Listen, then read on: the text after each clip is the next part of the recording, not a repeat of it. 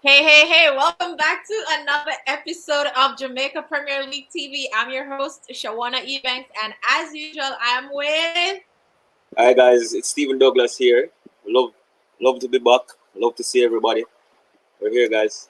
Stephen, I feel so excited. I feel so happy. Do you feel like are excited about today's show? Because I'm so excited to talk about the final of the Jamaica Premier League season. Yeah, man, definitely. Yesterday, so we're here a day after the finals.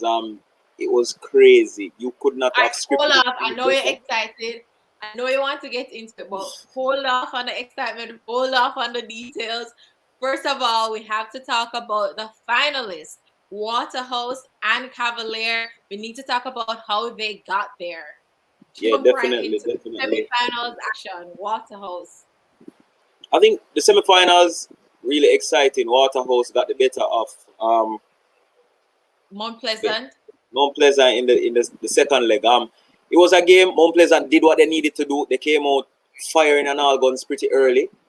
They got the early goal, and I was thinking that just maybe, this Mount Pleasant team could get the job done. But Waterhouse, I never say die team. They fought. I always said they had a bit of extra motivation to get the job done with the passing of the coach's mom, and I think in the end that is what really got them over the line. They managed the game well once they got that goal back.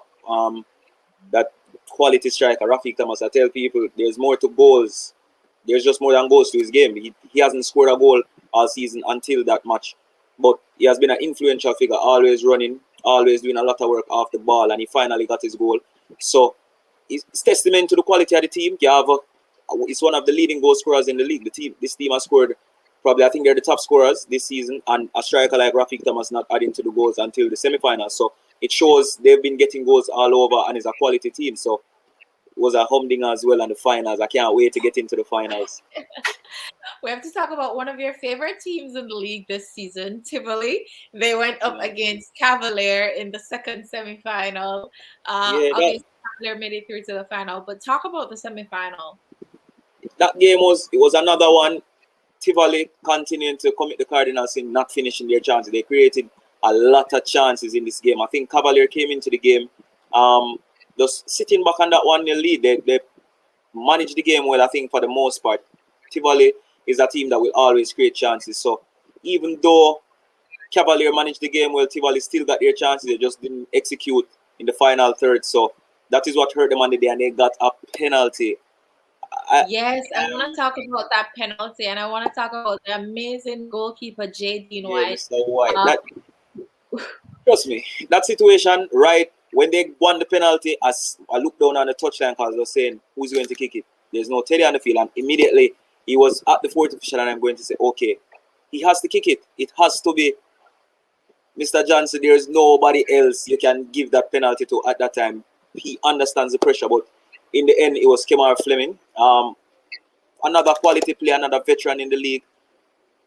Players never go up to a penalty kick to miss. But I think it was a poor penalty. It was kicked at a height that Mr. White could have saved it, and he just did what he had to do. Yeah, and I think we have that penalty to show our viewers. Yeah, man. The clearance, and then the save made by J.D. White. The follow-up was put over the top. Was he off the line a little bit? Maybe. And Deborah Gray with the follow-up skied it, but they mobbed White after that. Okay, so that was the story of the semifinals. Cavalier booked their spot in the final 1-0 win over Tivoli Gardens on aggregate. And of course, Waterhouse, they booked their spot in the final with a 2-1 win on aggregate over Mount Pleasant Academy. Yeah. So this is your time to shine, Stephen. Okay, let's paint the picture. The big final. So even before we get into the final, which was so exciting, we had another exciting game before. I won't go too much into the third place playoff, but it set the tone. The games were pretty identical. The skipper for Tivoli got sent off. Both games went into extra time. That game started out really well. Tivoli seemed the more attacking team. We saw Mount Pleasant getting some youngsters in. Mr. Hodges. Do you remember national striker Devon Hodges? We saw his 16-year-old son Devon Hodges make his debut for Mount Pleasant. So, and the game, again, I think the man of the match from regular time would have been Devontae Campbell, the 17-year-old standout for this season. So that game, penalty kicks to decide the third place winner. And then we went into the grand final. The mood was just set. I've always said the surface at the UMONA Captain Burrell Center of Excellence is whenever it's wet. As long as the surface is wet, you will get exciting football. The pace will increase, and the cooler climate, the players will, show you that they have quality. So there was a lot of rain. The lightning was not so much of a factor, thank God. And the game, it was just exciting. It started at an electric pace. I was there watching the game, and I'm saying I don't even know who to say to give the edge. Both teams started really quick.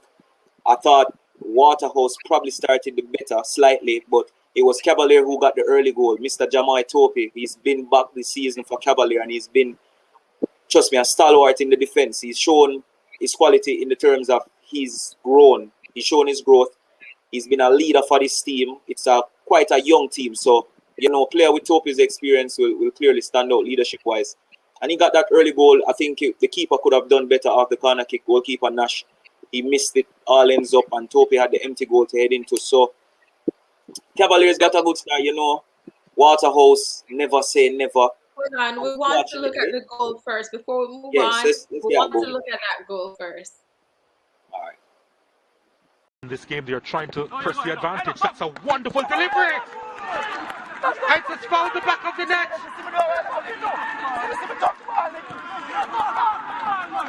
Well, it looks as if Jamoy Tope was the one who got that touch. And what a time to get that goal. His first this season in the JPL final. Yeah, it was Nash there that you felt couldn't get out. There was a crowd just sitting right on top of him, and the ball was delivered just into the mix there. And Nash, he went forward. He has to take responsibility there as your goalkeeper right in your 6-yard area. Have to get a touch onto that, and once he didn't, and Tope, with all that height, I don't think he had to leave the ground to head that one into the goal, Donald. So that's the goal there. And, I must note that this was Cavaliers' first time in the final in 40 years. So Jamoy Tope getting that goal in the final for Cavalier, that's their first goal in a final in 40 years. So that was a really big deal. And it's also important to note that going into this final, Cavalier had a clean sheet in their last 4 games. So do you think after looking at those 2 points, them being in the final for the first time in 40 years, them having had a clean sheet for their last 4 games, do you think that would have given them the edge as favorites over Waterhouse team, though, who had experience on their side? Or maybe not just the edge, but just added motivation for Cavalier? All right, so definitely I think that was in the back of the minds of the players, both factors. So the defenders coming into the game, their tails were up, definitely. But I don't think a coach like Rudolph Speed definitely is not the type of coach that his players get carried away. So I knew he was there telling them, look, 4 clean sheets, let's focus on the next game. We can't look at that different type of opposition.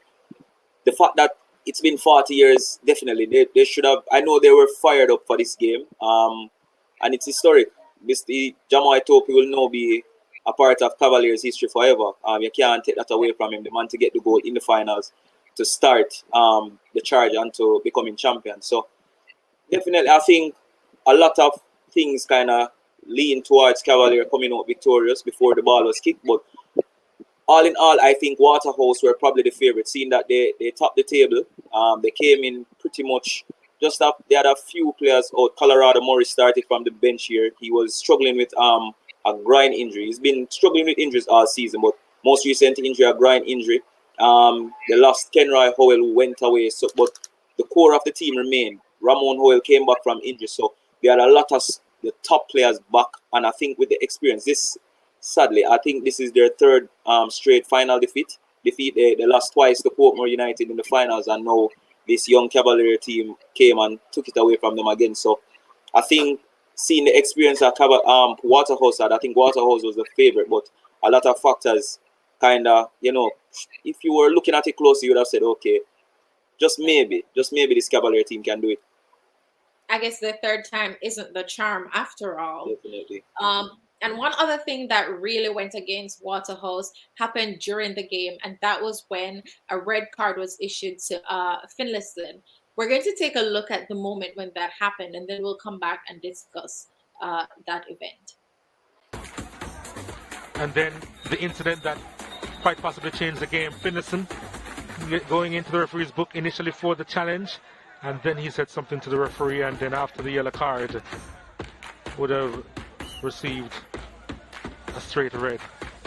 Yeah, Nation not hesitating to go to the back pocket there and brandish the red card. A man with his experience, a man with his football knowledge, what was he thinking in a big final like that to approach the referee? And obviously, it was worthy of him getting a red card. Whatever he said, the ref worthy of him getting a red card. What was he thinking? It's really sad to see things like this, especially from players with experience of illness. He's been around the national team and he's been in this league for many years. When you look at the challenge, before the footage that we saw just now, there was an initial tackle on a Waterhouse player, which the referee did not call as a foul. So I think he went back for revenge, committed a stupid foul. He was on top of the player, so the referee signaled him to come up for the yellow card. He came up, and I think he said something. Certain things they just can't do. That's on the side of being a smarter player, but then others may argue it's a final, and the referees could have dealt with it differently. But the rules are the rules. You just don't go against the laws of the game. And these referees are experienced FIFA referees. All referees on the day were FIFA referees. Again, testament. I give thanks to the JFF for that. They are the ones responsible for the referees. So sending the best of the best for a finals, it shows the type of quality of the league that's going on right now. But definitely, rush of the blood to the head moment for Nikolai Finlayson. Definitely, I was surprised when I saw it was him. But to be honest, I thought it was a stimulus for the team going forward, because Waterhouse really played some good football after that red card. Yeah. What's a final without all these different storylines? There's always something exciting happening in some of the best finals in football. And this was one of them, because in the final second, the final kick of the game, Waterhouse came back and they got that equalizer. They were down to 10 players and they were desperate. And then the penalty. Well, before the penalty, that shot on target, Jaden White had to pull off a fantastic save. Then he had to tip that one over the bar. And he was really into the thick of things here. And then the penalty coming off the arm of Kamoy Simpson. Referee pointing to the spot. And this was a big pressure moment for Vince. And coolly rolling it and sending Jaden White the wrong way. Yep. That was the last kick of the game, You take a look at Ramon Howell, who couldn't look on at the action, had to be looking away. It was so tight, right on the line.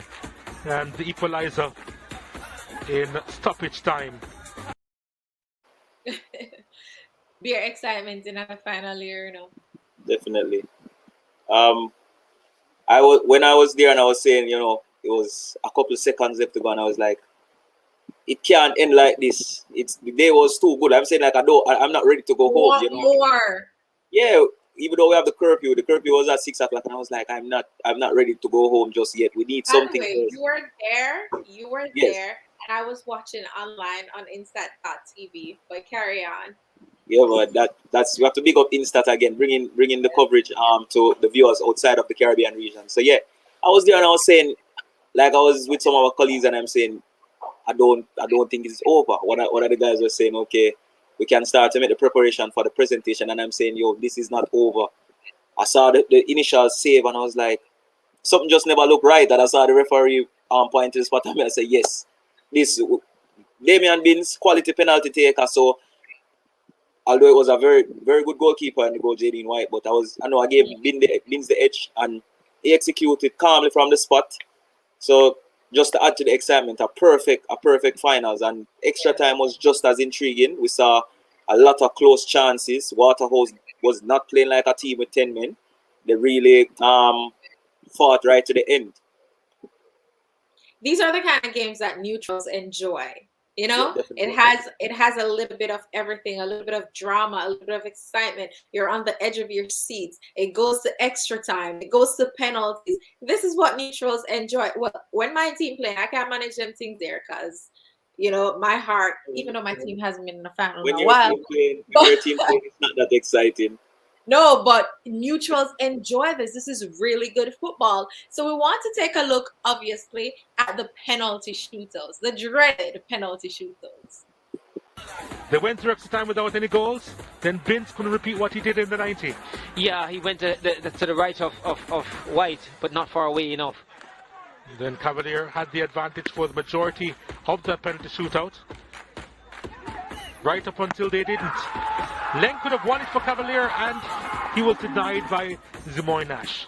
That was a big save from Nash, but then White came up trumps and denied Kimani Campbell. Yep. And so it was down to Jamar Purcell to win it for Cavalier. And he did. That was a convincing kick. Very convincing. That hit the roof of the net, and that was always, well, it's impossible to save, you feel. Yes, big Jaden White coming up huge for his team in this final, and he's known for coming up with penalty shootout. That was also really exciting as well. Cavalier, they had a chance to win it from earlier, but of course, I think everyone wanted to please you, Stephen, and take it right down to the end. They wanted to give you every moment of this final to savor. Yeah, man, definitely. I don't think we could have scripted any better, as I said before. Sudden death penalty kicks. And when you look at the penalties, for the most part, I think they were quality penalties. The saves were high quality saves from both goalkeepers. And when you look at the last penalty from Purcell, hit with such conviction, he knew that, listen, I'm going to end this here. I saw when Binns scored the initial penalty to send it to extra time, Siobhan Stewart ran to the camera and he was saying, it's over. And I'm like, boy, it's pity you never know that's not where it was going to end. But definitely, I thoroughly enjoyed the game, and I think it was a good advertisement for the product of what the Jamaican Premier League is about and what the young players are about. So, yes. Now that you touched on young players, I really want you to highlight what this means, because this is a team of youngsters straight out of high school right into the league. Some of them, if it wasn't for COVID would still be playing high school football. And to bring this young group of players together to come and win the league, I want you to touch on that. All right. So right off the bat, I want people to understand what we witnessed in the finals is a testament to the saying that all the youth needs is just a chance. Sometimes you have a lot of quality players out there that just don't get the opportunity to showcase the talent. And coaches like Rudolph Speed have always trusted the youth. I've never seen a Cavalier team with majority elder statesmen. It's always youngsters fresh out of Manning Cup. And I, for one, I won't share my views on what I think about the current format of Manning Cup, but we can't dispute the fact that it has brought through a lot of talent, and it's a structured competition that keeps these players together, and it's a joy to see these players coming through. Every Jamaican had big hopes for Jaden White, and he's showing that he still has his quality. Players like Ronaldo Webster, very exciting. I remember when he got injured this season, I kept asking the Cavalier technical staff, when is he going to back out? What's his condition? Because I'm saying this is the type of player that people come out to watch. That type of player on the ball is really exciting. Ricochet Murray, a very intelligent player. We see Kyle Ming. That's probably the Cavalier player that I'm most impressed by this season. He's a quality wing back. He can play centre half, and he reads the game well. A really intelligent player, and he leads from the front. He's always there, ensuring. Cavalier is one of the teams that you don't see them in much fights or disciplinary issues on the field because of a captain like Kyle Ming. He keeps his players in check along with Kamai Simpson, who I think is the club captain over there. So trust me, what we saw in the Premier League this season, I think a lot of the youngsters who had doubts about playing football are probably saying, okay, let me lace up my boots and I'm going to go on a trial next season, or I'm going to talk to a coach and see what I can do, because you see that it's just to apply yourself, and once you have the backing of the coaches, you will do well. You train well, have the coaches backing, and the outcome is endless. There's no limits to what these players can do. Absolutely. So congratulations to Cavalier winning their first title in 40 years, well, going to the final the first time in 40 years and winning. We want to hear from JD White, goalkeeper and man of the match. Then you want to go off and celebrate with the rest of your teammates, but just take me through that final stage with that penalty where you thought you have won it, you've missed, your teammate missed one. That final penalty, take me through it. Well, we've been practicing penalties ever since we qualified for the playoff, and unfortunately Leng is a person who we least expected to miss. So seeing him miss, we know that it's nerves that kick in, and then we say, we have to do it, but in walkway, I cry, but I don't tell coach before the penalty starts. Say, coach, I two more, and I get the two. Probably could I get more. I'm grateful for you too, because the two make a winning game. Well, you kept your team in it for a long periods of it. Well done. You can go off and celebrate with your team. It won't keep you much longer. Yeah, but a job well done. Thank you very much. Yes. So Jaden White there, he really had an outstanding performance today. Really big performance from him.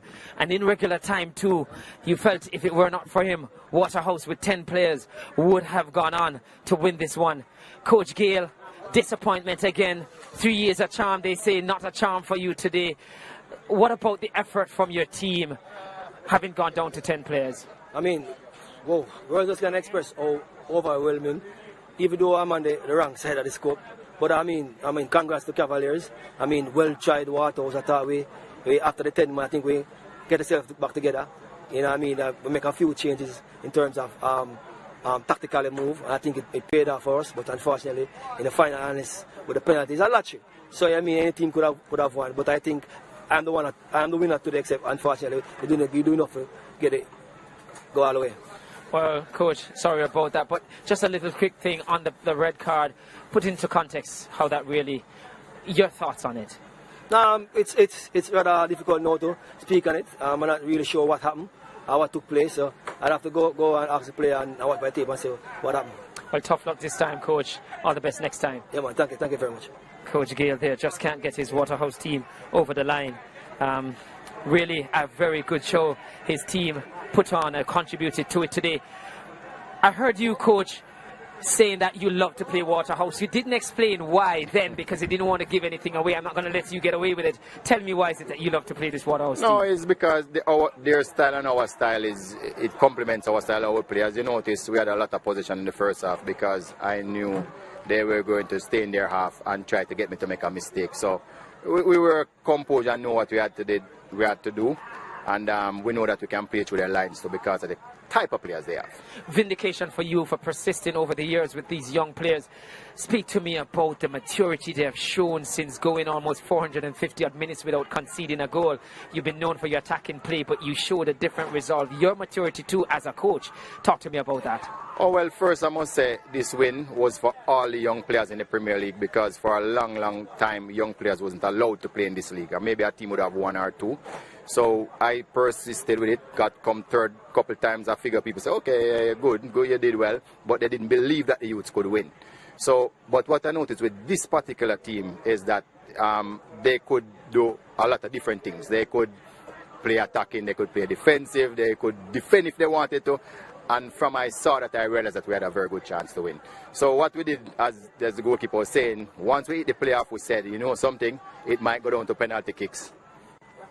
And we'll make sure so we master penalty. Well, congrats, Coach. I, too, as a coach, love these young players, and my teams are like that, too. Congrats. Go off and celebrate with your team. Thank you very much. A job well done. Thank you.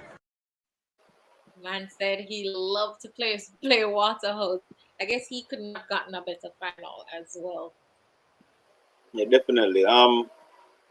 Listening to Rudolph speak, as I say, it all comes back to giving a chance to the players. And going 40 years without a title, who better to do it than the youth?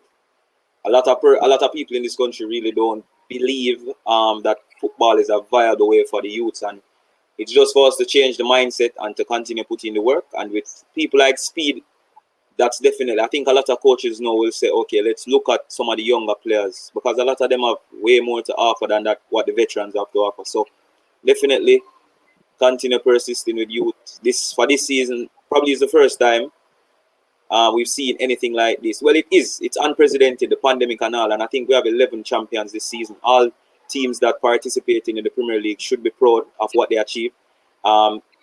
being a part of the team that does match the executions, I can say I've been there with them and I've seen the struggles, I've seen the different issues, and trust me, it it was a short season, but it felt really long because of the different things that we had to go through.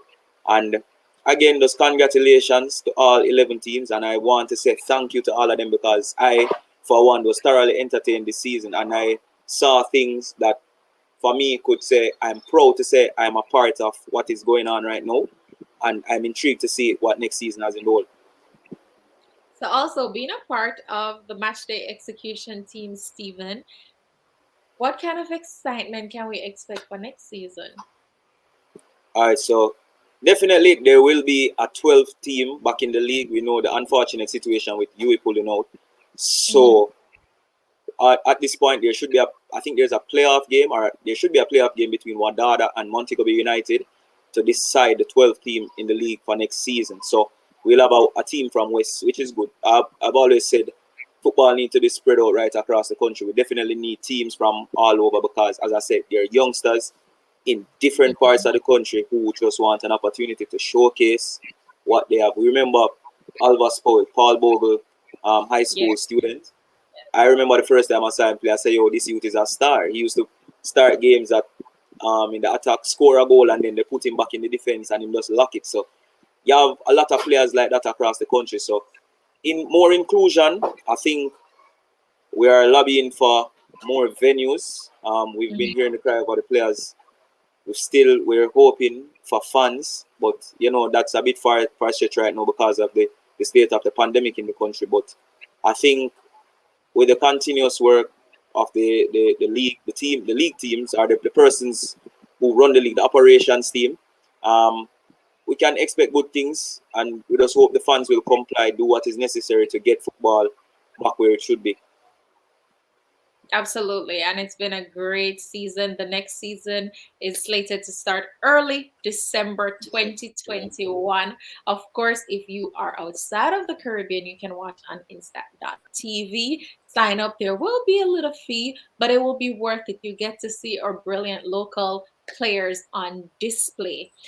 Stephen, I just want to say, use this opportunity to say congratulations to Cavalier. Like, I have seen all these youngsters come up through the school board football system, and I'm so proud to see them out there lifting a trophy and being called champions. Of course, this season would not have been possible without our sponsors, Digicel, Sagicor, the JMMB Group, Mount Pleasant Academy, Proven, True Shake, Yummy Bakery, Red Stripe, Kingston 62, Conserve It, St. Mary's Banana Chips, Powerade, Burger King, Kentech, Water, Alarm, and of course, the Jamaica Star and the Heart Institute of Jamaica. So thank you so much to the sponsors. We look forward to them being on board come next season and bringing bigger and better things to all our Definitely. fans and all our viewers. All right.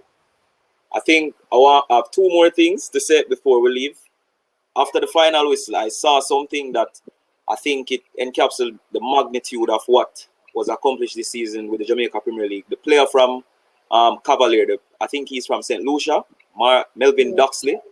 He he was getting videos from back in St. Lucia, and I saw videos of persons in I think it was like a shop or a bar or something, but it was a decent sized space, and it was rammed. And I mean, everybody was cheering for him. So for people who think limits. If you're thinking limits, don't. We can achieve whatever with this product. So it's just for the players and all involved to continue to improve the product. Yeah. So yeah, it was a great. I was there and I'm saying it's like a goosebumps feel. I can't believe all of these people were tuned in for this. And the other thing, I like to say we've been congratulating Cavaliers. So congratulations to the Waterhouse team. Don't let your heads drop. Just regroup and come again. Quality team, quality youngsters. Shaki Bradford. I expect good things Yes. from him next season. He had a really good season, ending with 6 goals this season. So big ups to everybody involved. Thank you guys for entertaining me this season. And thank you so much, Stephen, for hanging out with me these last couple of episodes. We will definitely be back for more on JPL TV. Thank you guys for watching, we still want you to go onto YouTube, subscribe, set your notifications, because we're gonna have videos leading up to the start of the season, and we're gonna have videos when the season starts. Of course, go over on Instagram, follow Jamaica Premier League, follow myself, Shawana Ebanks. You can follow Stephen as well. Stephen, you can let them know your handle. On Instagram. I don't have my Twitter handle up. You can follow me on Twitter at Emperor_Douglas. All right. Okay, and Stephen will have all the inside details for you. He will definitely be sparking lots of conversations as we lead up to the start of the new season. So be sure to just follow us on Instagram, Twitter, YouTube, all the social media platforms to stay up to date as to what's happening with the league. We're going to say goodbye, but we want to leave you with the trophy presentation. Cavalier Football Club lifting the Jamaica Premier League trophy after 40 years. Here they go, Cavalier Premier League champions 2021.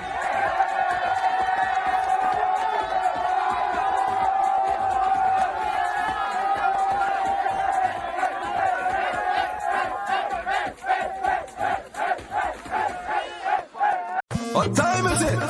JPL start, watch your fans, them a trot along. You know how long we are wait for it come along. For all of the action, and we are not kill it done. We say for score more goals cause we want see it. And no make nobody tell you say you can't do it. Skillful on the flank and them can't stop it. Man I move fast with the ball, them can't get it. Support your team if you know